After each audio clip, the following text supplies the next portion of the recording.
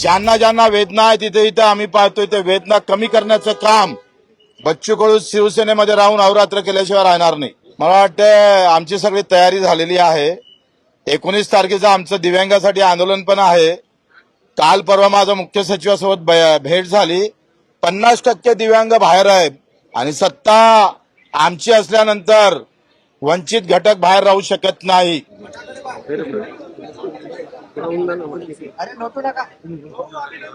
धन्यवाद धन्यवाद. थोडं मागवा. अरे लवकर घेणार रे बाबा.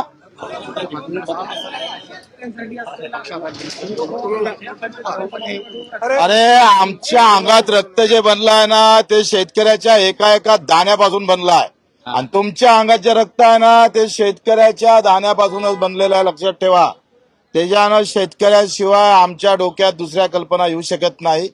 शेतकरी असाल, मजूर असाल, दिव्यांग बांधव असाल, ज्यांना ज्यांना वेदना आहे तिथे इथे आम्ही पाहतोय ते वेदना कमी करण्याचं काम बच्चू कडू शिवसेनेमध्ये राहून अहोरात्र केल्याशिवाय राहणार नाही.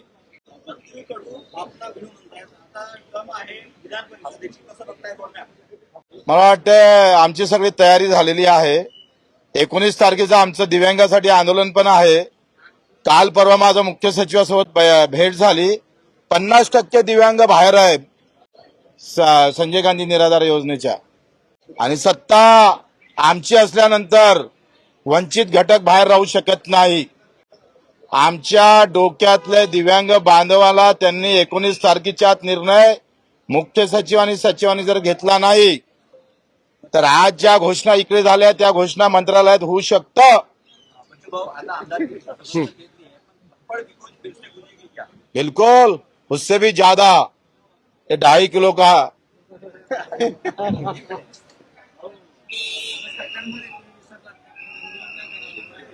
अरे काय म्हणजे काय असं लिखित आहे का? असा नियम आहे का? असा नियम आहे का सत्तेत असल्यावर आंदोलन करायचं नाही, बोलायचं नाही, असा काही नियम आहे?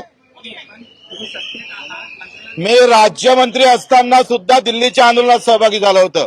ते थोडंसं दाखवा.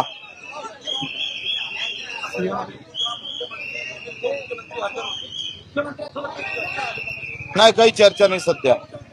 काही चर्चा नाही. नाही नाही. धन्यवाद. चला.